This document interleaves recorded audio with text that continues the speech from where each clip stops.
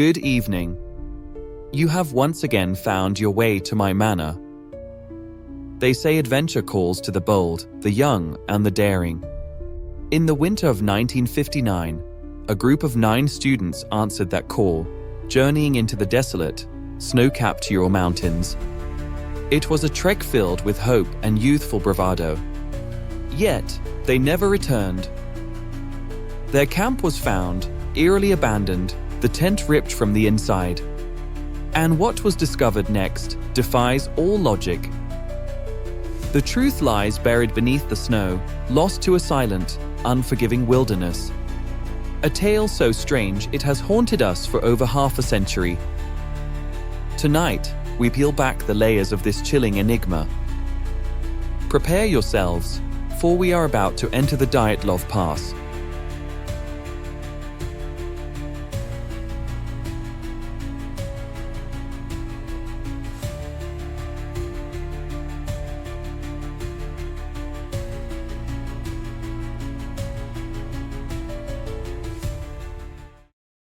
Imagine a group of experienced hikers, full of life and adventure, embarking on a challenging expedition into the desolate, snow-laden peaks of the Ural Mountains.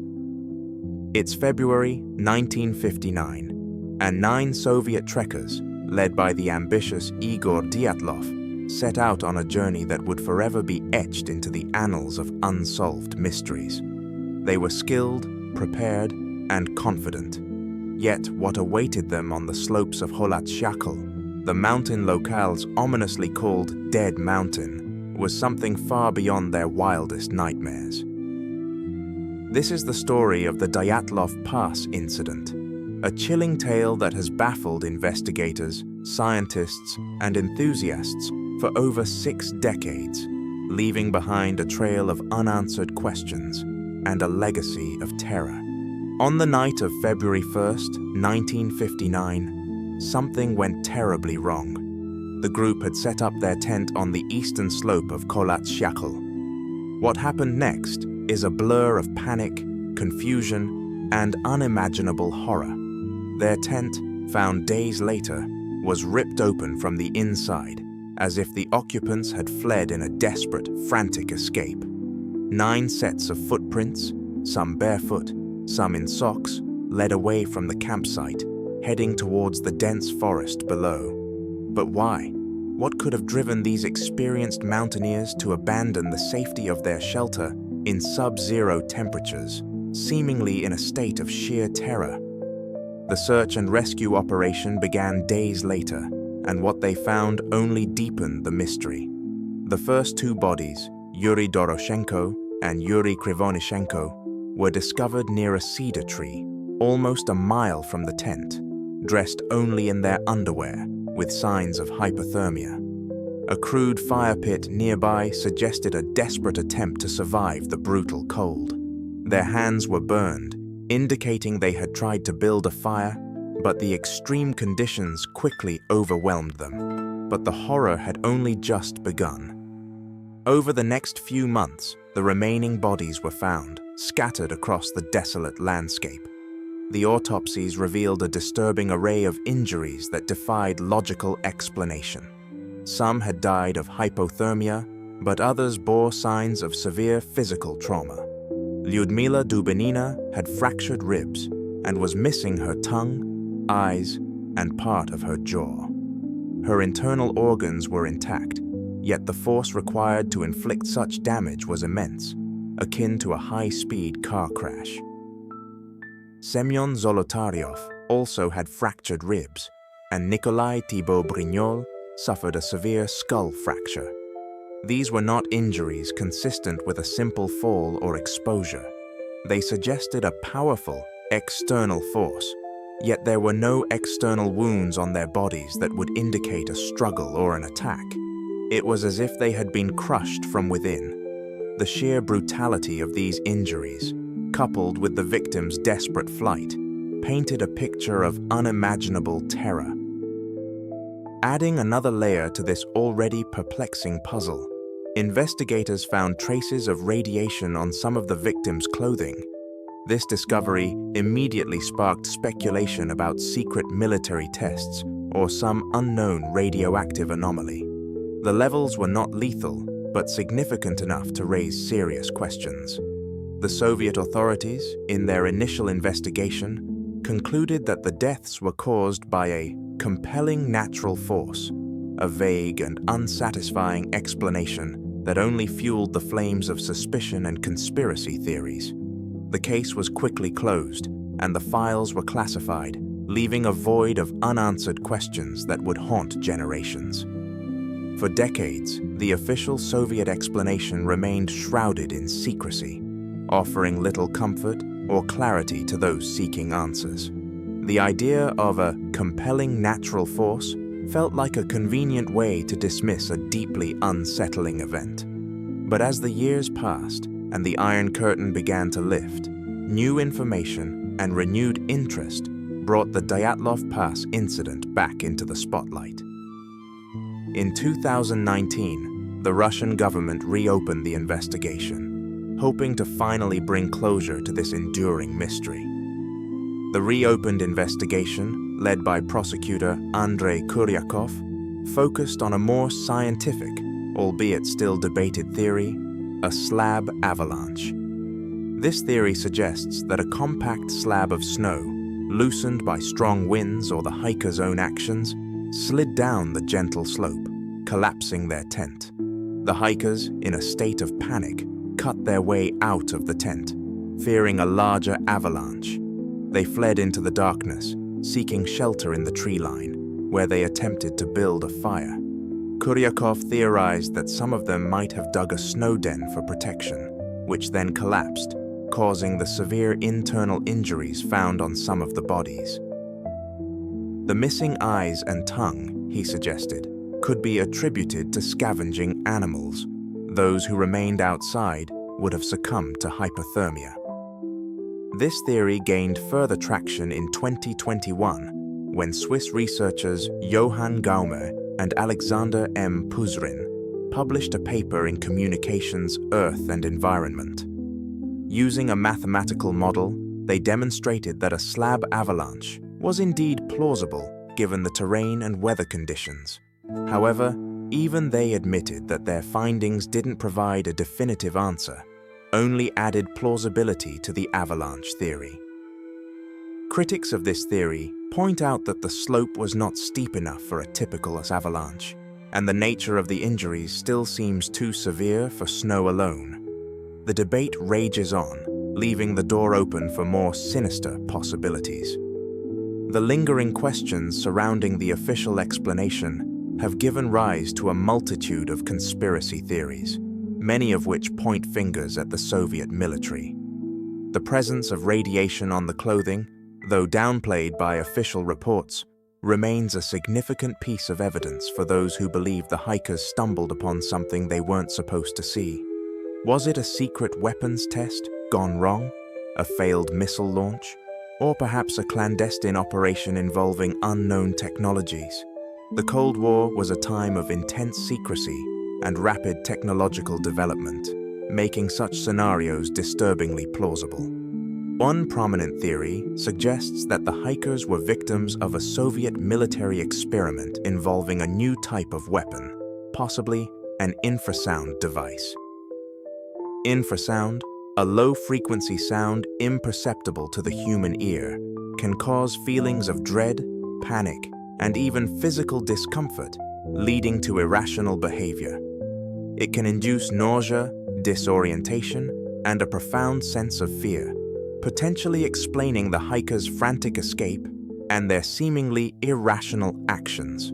Could this have been the compelling natural force that drove the hikers from their tent in a state of terror? The idea of a weapon that could induce such psychological and physical effects without leaving external marks is a chilling thought, and one that resonates with the unexplained injuries of the victims. Another theory posits that the hikers witnessed a military exercise or a secret test of some kind, and were subsequently silenced to prevent them from revealing what they saw. The swift closure of the case and the classification of the files only fueled these suspicions.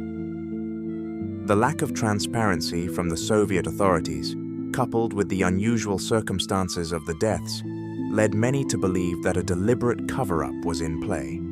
Was the Soviet government trying to hide something far more sinister than a simple natural disaster?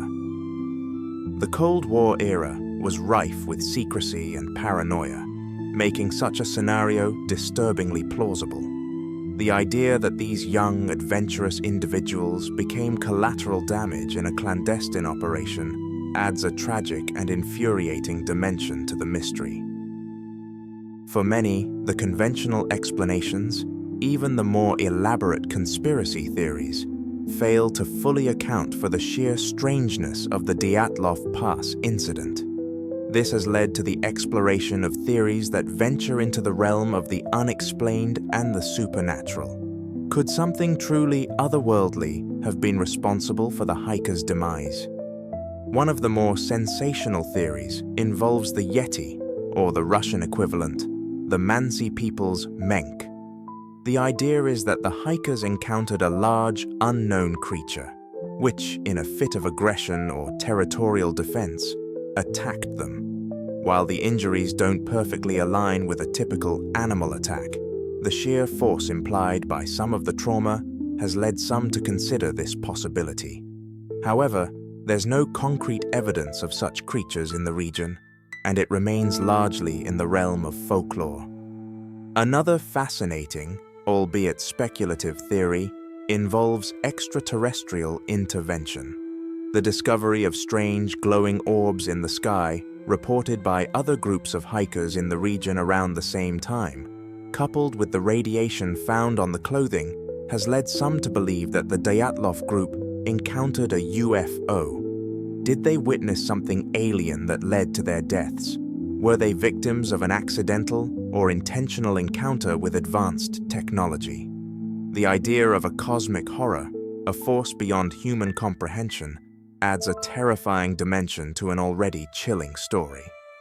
The psychological impact of the unknown is a powerful element in the Dyatlov Pass mystery. The sheer panic that drove the hikers from their tent, the inexplicable injuries, and the bizarre circumstances surrounding their deaths have led some to believe that they were subjected to something that shattered their minds. Was it a collective hallucination induced by extreme stress or an environmental factor? Or was it something far more sinister, a force that preyed on their deepest fears? Over 6 decades have passed since the tragic events on Kholat Syakhl, yet the Dyatlov Pass incident continues to captivate and disturb. It has spawned countless books, documentaries, and online discussions, each attempting to unravel the truth behind the 9 vanished hikers.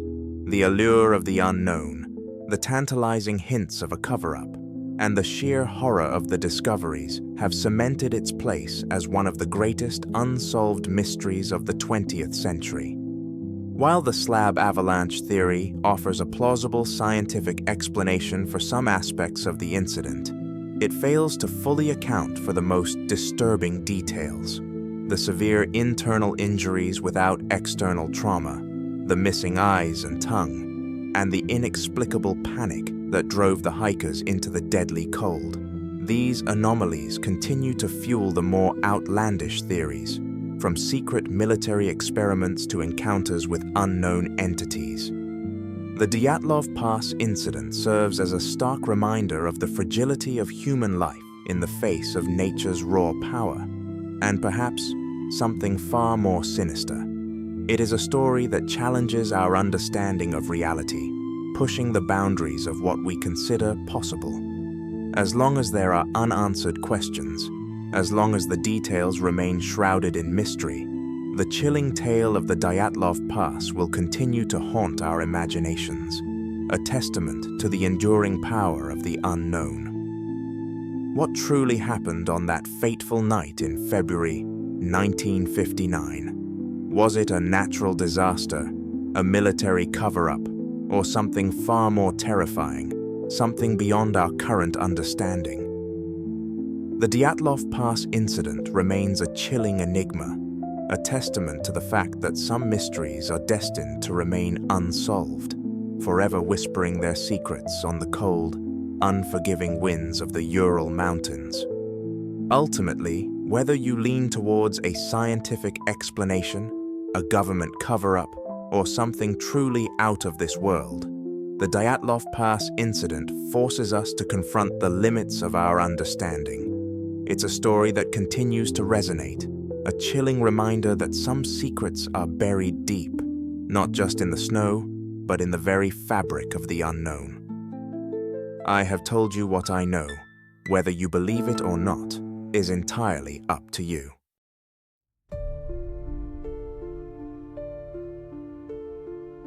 The winds of the Ural Mountains still whisper their secrets, carrying with them the cries of 9 souls forever lost to the snow. Was it madness, a military shadow, or something that dwells beyond the veil of our understanding? Perhaps the truth lies buried, waiting for those brave or foolish enough to seek it. Until then, remember, the night is never as silent as it seems. I am Sebastian, your devoted host, and I shall be waiting for our next descent from beyond.